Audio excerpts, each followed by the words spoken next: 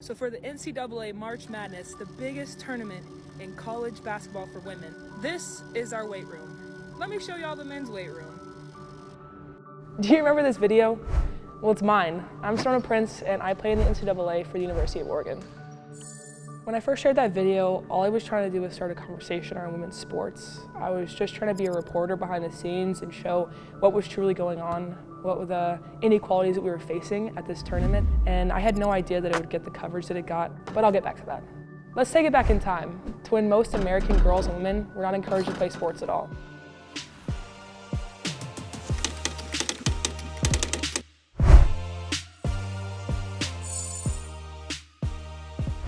In the 1960s, less than 4% of women were playing sports in high school and college. But in 1972, that changed. Title IX of the Education of Women's passed. Title IX protects people from discrimination based on sex in education programs or activities that receive federal financial assistance. That started a snowball effect. Teams were popping up in schools across the country for the first time. And today, more than 40% of women play high school or college level sports. It makes me wonder what it would have been like to be an athlete in this groundbreaking era when women were able to unleash their full potential of athletic power. So I'm going to ask Olympic gymnastic legend Dominique Dawes, aka Awesome Dawson, to take us there. Growing up in the 1970s, my generation became known as the Title IX babies. We were the first generation who grew up under this new law.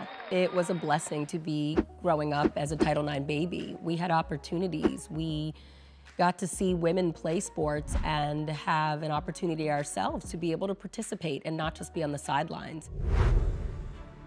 In 1994, thanks to Title IX, I was able to sign a full athletic scholarship to Stanford University. However, soon thereafter, I decided to go pro and compete for 2 different Olympic Games. And I witnessed the explosion of women dominating in sports. This was most apparent during the 1996 Olympic Games, which was monumental for American women. Women's beach volleyball, mountain biking, softball, and women's soccer made their debut.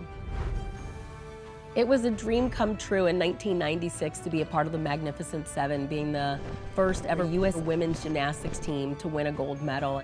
What I remember most was standing on the podium, and I had my hand over my heart, and my heart was beating as fast as it had ever beat in my whole life at that time.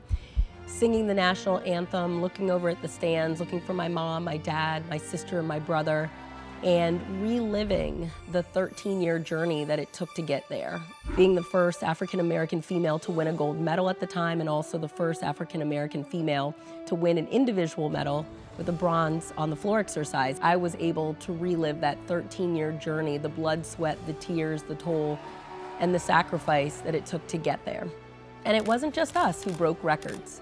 These games saw a total domination by women for Team USA, bringing home gold in women's soccer, softball, and you hear that, Sedona? Women's basketball. Hey, that's the same year the WNBA was created. Coincidence? I think not.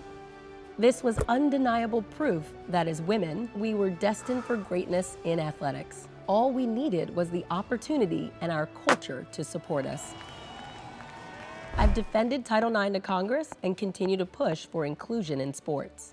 I think it's important to speak out when there's any level of inequity, that if a young girl is not getting the same opportunities of a young boy, you're telling a young girl, you're sending a message to her that she doesn't matter or her dreams are not important or significant.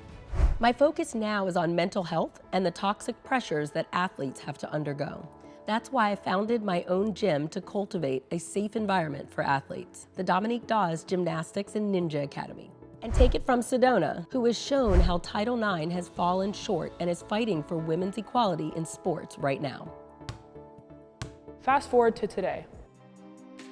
My viral TikTok video showed the difference between the men's and women's weight room in March Madness last year. But guess what? That wasn't a violation of Title IX because the NCAA championship games are not federally funded. And for me, it kind of breaks my heart to see that after 50 years of Title IX being around, a TikTok video from a 20-year-old has started a massive investigation. But it does show the power of social media and the power of all the support behind women's sports and how much change we can actually do.